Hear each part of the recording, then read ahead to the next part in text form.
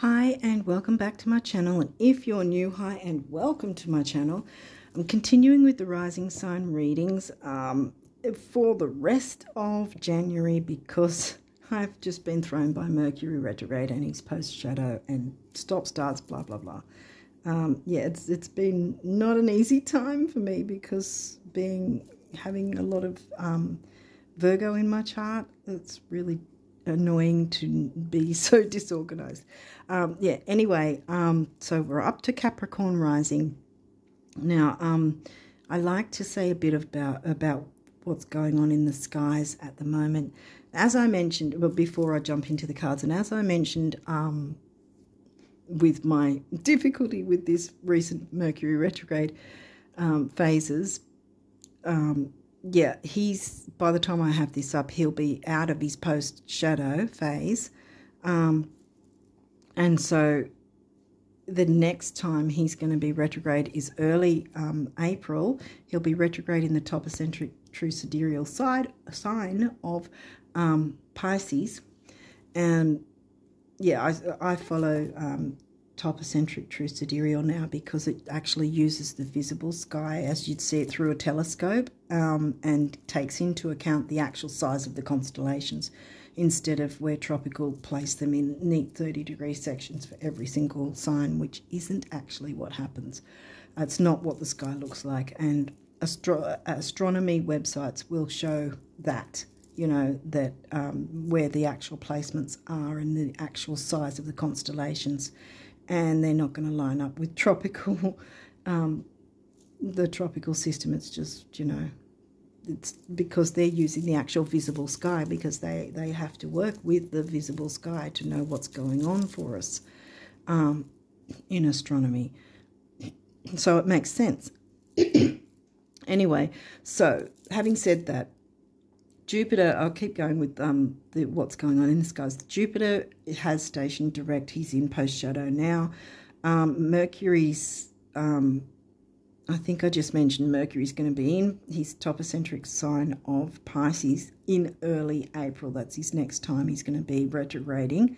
And so with the shadow periods, that means, I think it's the 1st of April he's going to be retrograde. So we pull back 2 to 3 weeks before then, and we're going to have early to mid-March where we're going to start feeling his pre-shadow. Then, so what else? Uranus is in retrograde still until the 27th. Then he'll be in his post-shadow from there. We had the new moon in top eccentric Sag, and the next new moon is going to be in Capricorn on the 10th of February, and it coincides, strangely enough, yeah, it's just, I think it's going to be pretty darn exciting because it coincides with the year of the dragon, the Chinese year of the dragon, on the same day as the Capricorn new moon, which is in your first house because you're Capricorn rising, see? So I think it's going to be pretty big for you guys especially. But yeah, so they both happen on the same time, on the same day, well, on the same day. But yeah, so that's pretty dynamic and a lot of powerful energy. And the Chinese believe that the dragon is a very auspicious, lucky animal, zodiac animal.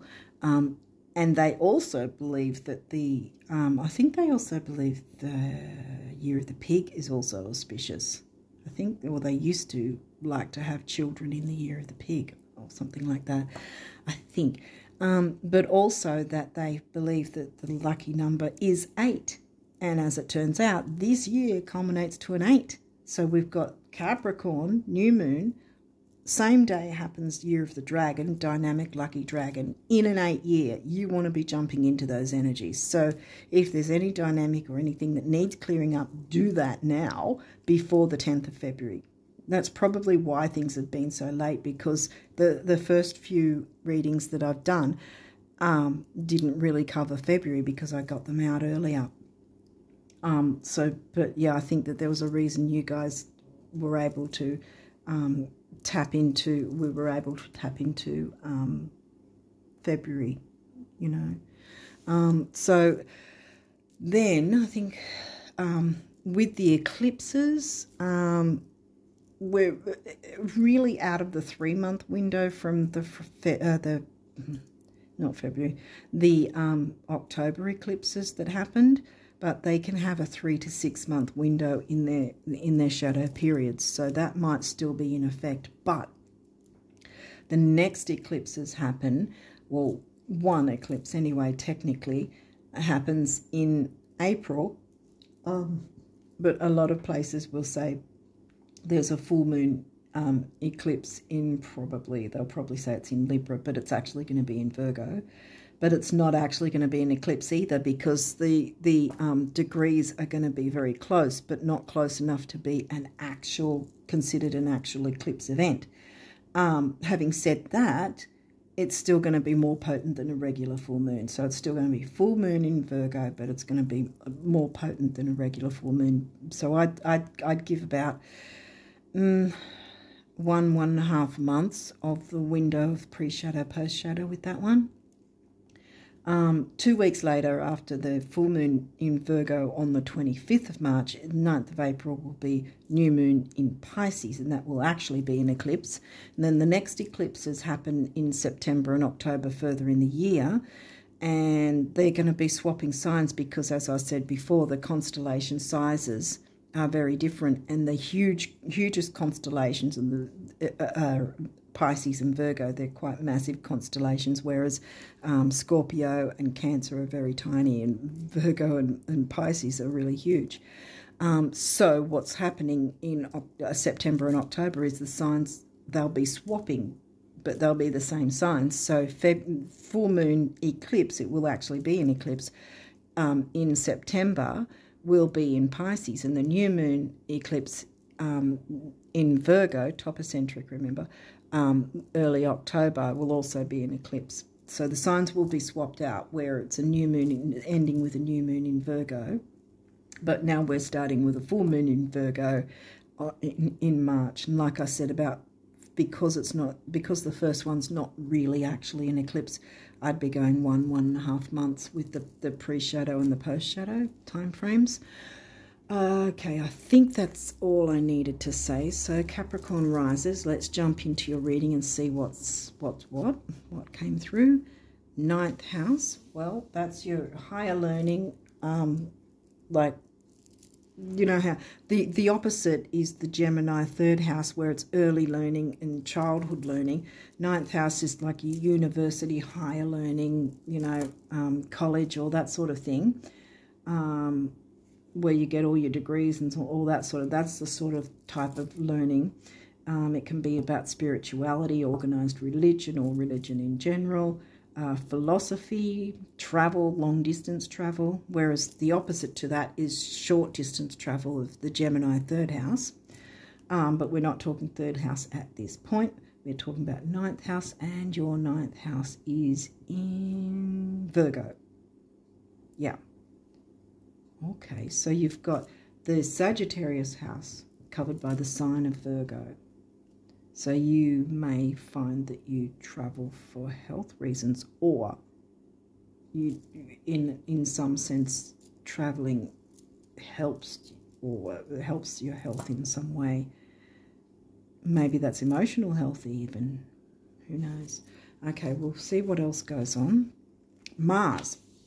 That's one thing I didn't mention is Mars is going to, in the second half of the year, he's going to decide that he's going to go retrograde again, and that's going to be in the second half of the year. So we're going to have the energies of, even though we can go forward with things, it's going to be very slow and in increments.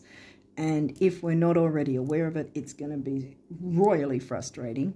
There will be people who won't recognize, you know, the energies of Mars retrograde, and so they'll get frustrated, and there can be arguments and that sort of thing, because people aren't really understanding why things aren't moving forward quick enough, you know, and they're not realizing that's the actual crux of the problem, so to speak, and that sort of thing, for instance. But right now, Mars is direct. He's not in any shadow period, nothing. He's direct right now. So he's he's in your favour, he's working in your favour. It may be that you need to check your Mars placement, but we'll see what else is going on. Waning gibbous moon. Okay, well, this is shortly after the full moon. See, we've had the full moon because it's on the left, and then this is a 3-day window, 1 to 3 days after the full moon. Now, the full moon, if we're looking at this coming full moon, I think it's either the 24th or the 26th of this month. And so that would mean, if we go by the 26th, I've got a feeling it's the 26th. So if we go by the 26th, we're looking at from the 26th to, at the most, the 30th. So we're looking at the very tail end of the month here, pretty much, of the time frame. So that's the time frame you'd be looking for any sort of clues maybe, or something that might be going on. Eris seems to be popping up quite a bit. Not always meaning the same thing, but this is about creativity. It can be about sexuality too, but we'll see what else is going on, because Mars is a co-ruler of Scorpio and the 8th house, which can also include sex. So we'll see what's going on. Jupiter, well, as I said, Jupiter's out of his retrograde now. Well, he's in post-shadow, but you can still move forward. But at the same time, it's best to take note of what sort of things came up during that Jupiter retrograde. Well, he was retrograding in Aries, so what house would that have been for you? 4th house, home and family. What sort of things around home and family came up for you during Jupiter retrograde that you can sort of remember or take note of? Hygeia, well, as the name suggests, it's about health and hygiene, but not just physical. It can be spiritual, because we've got the 9th house here, and Virgo, because I always think of Virgo when I see the asteroid Hygeia. Because this is, it can be mind, body, and soul. What are you watching? What shows or what TV shows or whatever you're watching? What are you watching on social media? What are you listening to? Podcasts? Is it helpful to you, or is it putting you in a negative state? You know, you or someone else, because this again could be something to do with home family, since we've worked out that Jupiter was in your 4th when he was retrograding. Pallas Athena, ooh, well, she's another asteroid, and she's about weighing up the pros and cons of things. Okay, let's keep going, see if we can get a story going here. 1st house, well, that's your rising sign, Capricorn rising, what people see, how the world sees you, and the impression you give. Okay, so this has definitely got something to do with you and how you're seen.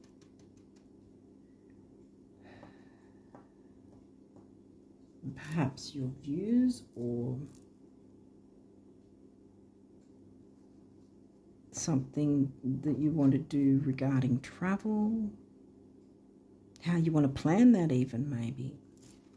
What you want to go to, what do you want to see, what do you want to experience.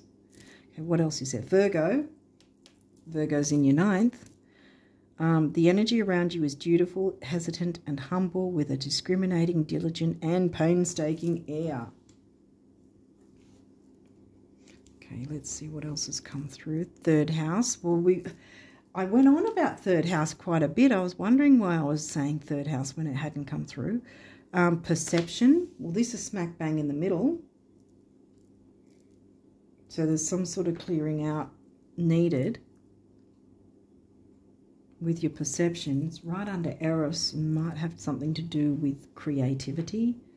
It could be something to do with sex, though.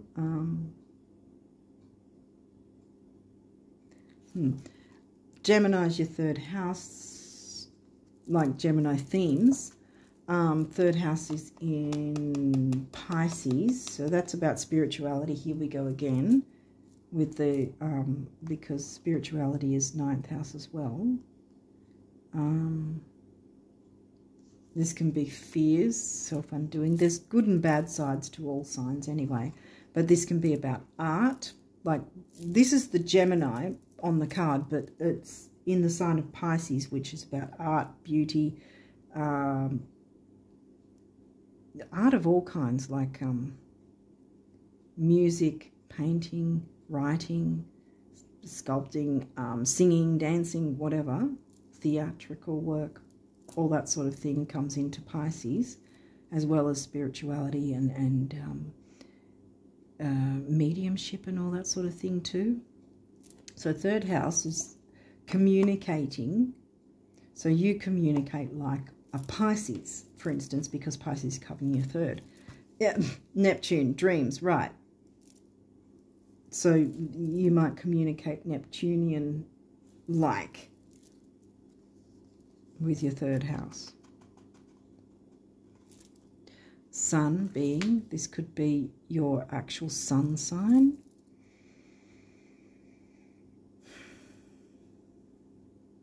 Weighing up the pros and cons. This could also, see, this could be what I was saying before with Hygeia, for instance. What are you feeding your mind, body and soul? What are you watching? It's not just about physical food, it's about your emotional food, your spiritual food. See, spirituality is coming into it. Yeah, I think that's what's going on. And the creativity. How are you nurturing your creativity? You know, Mars wants to push forward. Eris, I think Eris for you is not about the sex side, because we've got Sun, which is the ruling planet of Leo, and that's about creativity, and I don't really see any other signs pointing to anything besides actual creativity at this point, and I think that Jupiter wants to expand on the creativity. Okay, you've got a couple of these. You don't have many of these cards, but we may have reversals, and I'll walk through if we do. Oh, we've got one straight away. 12th house, Pisces themes, introspection. It's in reverse. Your 12th house is in Sag. Jupiter's ruling planet of Sag. We've got the Sag house here. Spirituality seems to be more than long-distance travel. And how the world sees you is definitely part of it, but that's the only first house we've got so far. But yeah, there's something about weighing up the pros and cons. I think it's weighing up the pros and cons about what you're feeding your mind, body and soul, so that you can expand your creativity, and Mars can push you forward with that, because then, see, we've had the full moon, we're moving towards the new moon. You want to clear away any mess, so to speak, and this plays into what I was saying earlier, that we want to get ourselves in the best possible position, so when it comes around to the 10th of February and we've got not just the Capricorn new moon but the Chinese New Year of the Dragon in an 8-year, everything's really lucky, auspicious. We want to jump into those energies without anything, any ball and chain holding us back, so we need to clear away anything and be, you know, honest about whatever's going on, so that we can make things, you know, and I think this is why this has been in reverse, because you haven't been looking into it. Now you need to, and I think that by doing that, you're gonna be feeling good about the fact that you made that effort for yourself, you know, and you sort of took note of, okay, I'm watching this or listening to this, how am I feeling? Is it really positive for me? Is it helping me move forward, or is it sort of keeping me in a sort of mindset or an aggressive kind of mentality? Am I sort of following the crowd sort of thing in a negative sense with this? You know, because there's a lot of great podcasts and whatever, but there's some things that will keep people in a negative state, you know, and thinking negatively about certain things or being judgmental or whatever, and that can be a negative impact on us and, you know, on what's around us and who's around us. You know, it can impact us negatively, and then it can impact whoever's around us as well, so it can sort of, you know, the energy can keep going from there, and it's not a good thing. So time for introspection in that sense, to clear away anything like that so you can get in a perfect position come February 10th. And this is, yeah, Jupiter abundance, see, because that was also, see, once you turn that around and you start doing the introspection, the abundance is going to rock up. So I'm turning this back around now because, again, this is why it was in reverse. It's telling you now. It's not saying you're not going to get abundance, but you could double take with this because Jupiter is actually in post shadow now from his retrograde. Doesn't mean you can't get abundance still, but the point that I think it's making is like this: you turn this around, you get in, take that time to have that introspection and go, is this something that is supporting my growth? You know, my spiritual growth, perhaps. And, you know, then helping me to jump into my creativity and move forward with things so that I show the world the type of way I want to be seen. Then I can jump into my abundance. When can I jump into my abundance? From the 10th of February on your own sign's new moon. Bam. Okay, so let's jump into now your numerology. Communication.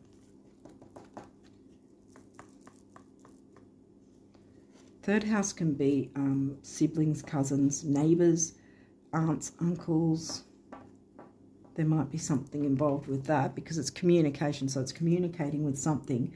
But the first hit I got was communicating with the universe or whatever you believe in order to get that introspection properly, get the answers you're needing to look for, so that you can weigh up the pros and cons and clear out any negativity that's holding you back, so that then Jupiter can expand and give you the abundance with your creativity and whatever else you're wanting to go for.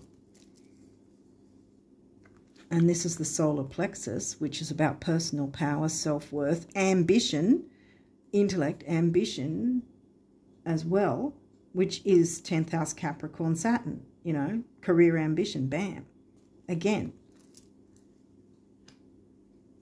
And 3 on its own is communication, action, activity. This is a master number, right? It's doubled it. And then 2 3s come to a 6, which is temporary opportunity. And I also like to add it's focused detail and dignity as well. And we've got focus and detail with Virgo in the 9th. Jupiter. You see where I'm going with this? You've got to have focus and detail with that so that you get the introspection done, and then you can focus on the 9th house and the abundance you want to create for yourself. Completion.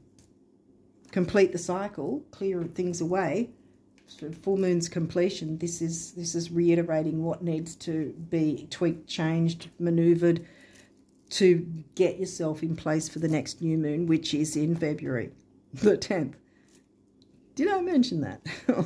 Anyway, completion. Purple in Feng Shui is a cure colour for finances, money and finances. 9 big beginnings, big endings. I mentioned the eclipses that we're going to be having. Well, technically, the new moon eclipse of Pisces, Neptune. Remember, Pisces is in your 3rd. So there's the connection there too. So there might be something to do with that eclipse, which is a new moon one, which is bringing in the new. So you want to get that cleared. So be very brutally honest now, because that's the whole point with eclipses. They want to nudge us and guide us to be brutally honest with ourselves about what's holding us back, or what we're clinging on to, or what we're avoiding, what we're ignoring, what we're not working through, what we're not letting go of, you know, that sort of thing. So really be brutally honest, do that introspection, clear it away so that then you can jump into the abundant energies that want to come through for you from the 10th onwards. Self-love, boom, yeah, exactly. And here we've got, well, it's kind of red, but it's also a mix of red and orange in my view. So we've got the base and the sacral going. So we've got the stability, security with the base chakra. And it can be material gains as well, which again, abundance. Did we get second house, Taurus? No, I don't think we did.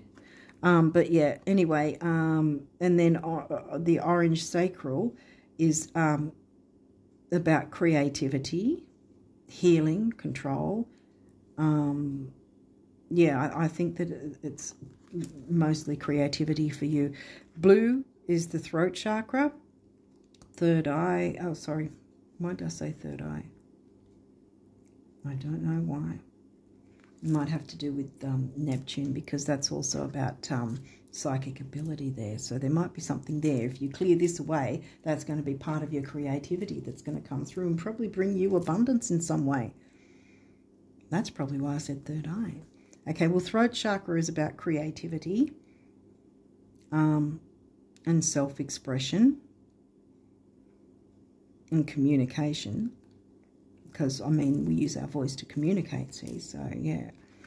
6, again, like I said, temporary opportunity, focus, detail, and dignity. And 1 is emotional vitality and personal power. So we've got that again. 6 and 1 is 7, the mind and creativity. We've got that again. Okay, what's next? Your abundance messages.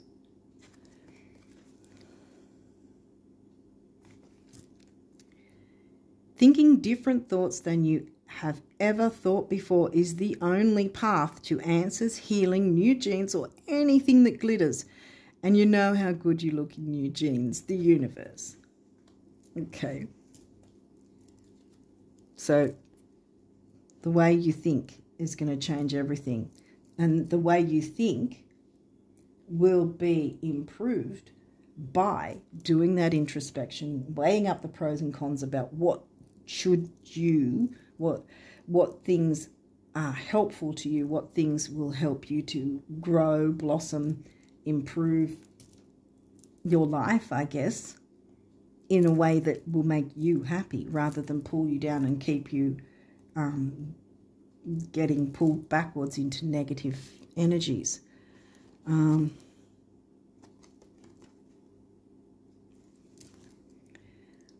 Most don't stop to think, but both having money and not having money make fantastic adventures possible. 9th house adventure. That wouldn't otherwise be possible. Same goes for having and not having anything else. Everyone's a winner in time and space, the universe. So don't focus on what you don't have, so to speak. Perhaps there is something that you've been binging on and you're sort of thinking, oh, I don't want to not do it. But maybe that's exactly what needs to happen, because you're going to open the way for something that's going to really propel you forward in the best possible way.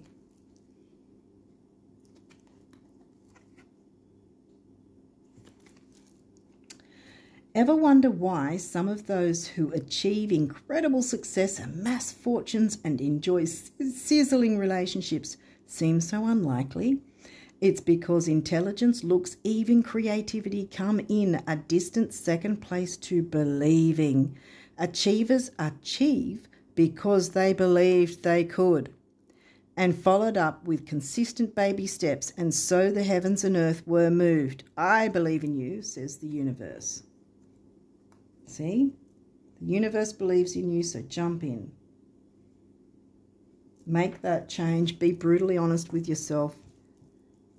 To show yourself self-love by being brutally honest and clearing away whatever is holding you back and not helping you to propel forward, because you will propel forward with this new moon coming in February, because it's in your sign. It's in your first house. Bam.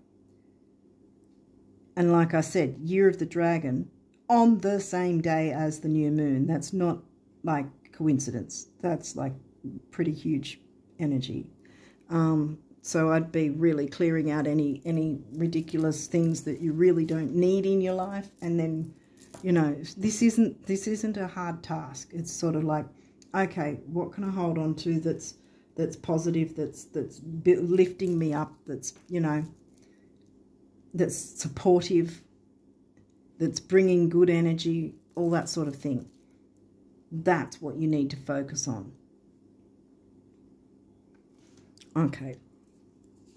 All right, so what do the guardian angels want you to know? You've got a few of these. Prayer. Dear guardian angel, help me to be flexible in my attitudes and beliefs. Well, you know, beliefs, 9th house, and do you believe that podcast will help you? Or I keep going on with a podcast for some reason. I don't know why, but it keeps coming through.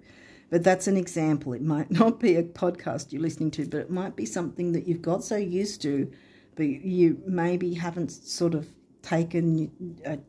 given yourself the self-love to stop and think, is this really helpful to me? Is this building me up? Is this helping me to feel better about myself? Is this helping me to propel and move myself forward in a good direction? Okay, so help me not to fear the transient nature of life. Help me to remember the eternal light which emanates from my soul and the eternal light which emanates from the heart of every living thing.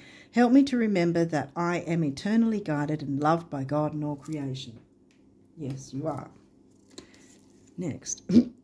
Jewel. Oh, this is a good card. Every event in life presents us with a new opportunity to experience ever greater love. There is a jewel to be found within every teardrop. Trust, we, your angels, are guiding the current events. This is a time in which you and those close to you will emerge strengthened by ever greater bonds of love. Trust, there is nothing to fear, there is only love. Because clearing this out is going to be, you know, that's going to really move you forward.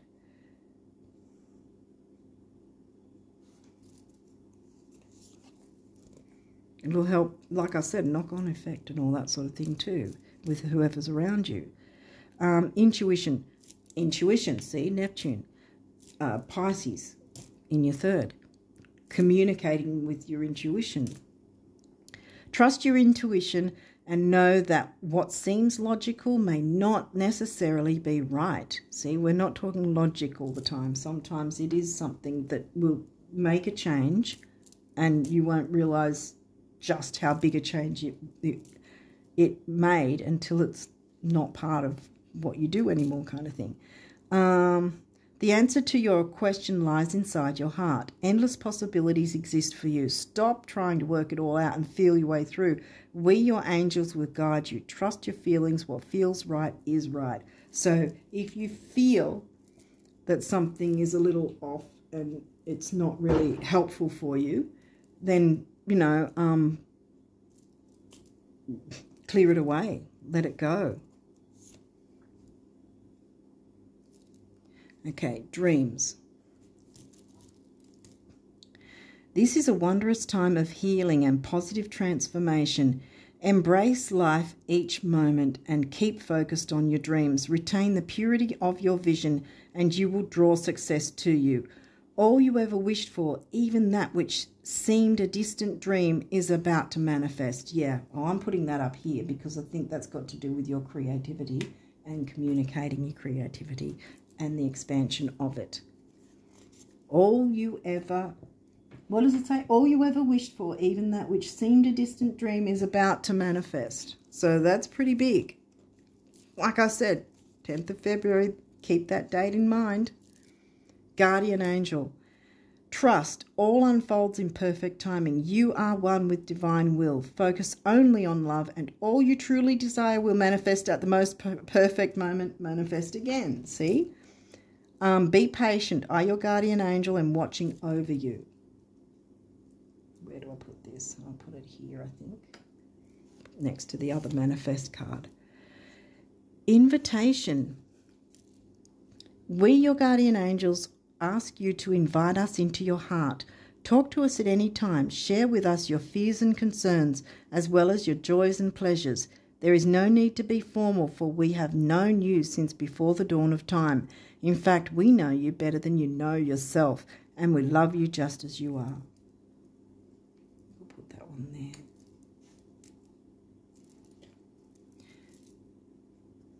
And last but not least, relax. Yeah. Because this always makes me laugh because I've got a lot of Virgo in my chart, and the signs that are probably less likely to find it easy to relax are, Capricorn and Virgo. I mean, Aries is go, go, go, and so is Leo, but they're, how do I put it? Us with Virgo and Capricorn, we're more like, it's more tense, more work-oriented, focus and detail-oriented, and so in that sense, it's not so much an excitable thing that we're, running around having fun like the fire signs would. We're very earthy and very wanting to, duty and service and work and all that sort of thing, and nose to the grindstone kind of thing. So for us, we need to make time to relax. Okay, so there is plenty of time to do and achieve all you desire. Place your hands gently on your heart and allow your breath to guide you to a quiet space within. Imagine yourself bathed in a golden light flowing from the eternal heart of God. I, your guardian angel, am with you. Allow me into your heart. You will accomplish more by focusing on that which is most important in life, love. And I want to put it here, actually. I'm going to pop that one there, up there. I'm going to put this here because right with self-love. I think that's the one that you're needing to focus on. You will accomplish more by focusing on that which is most important in life, love, self-love. By cutting out any ridiculous time-wasting stuff, I want to say. Things that are taking up your time that are not helpful to you and not positive energy, not things that you can benefit from. Just after you've, just think about how you feel after you watch or participate or whatever you do with whatever it is. If it's helpful, if you feel empowered after the fact, then that's not what you need to let go of. It's whatever is pulling you back and holding you down kind of thing, not empowering you, So I think that's what you'll have to keep an eye out for, focus on, clear it away, from the full moon onwards. I mean, you can start at the full moon on the 26th, I think it is, full moon in Cancer. But yeah, this is still reiterating, do it within the full moon to 3 to 4 days after would be the best timing for you, whatever's going on at that time. Then you'll sort of, it's going to show you, it's going to guide you. I think the universe will show you some signs within that time, and you can you can start working on those things from within that time frame, which would be, like I said, from the 26th to the 30th of this month.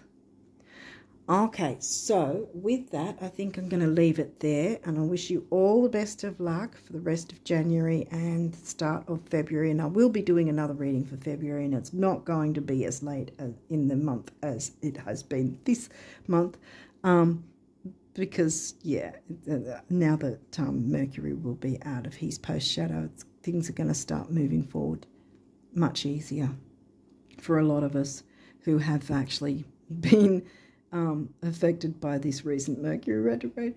It's not going to have affected everyone, but it definitely affected me. So anyway, on that note, I'll wish you all the best of luck, and until next time, bye for now.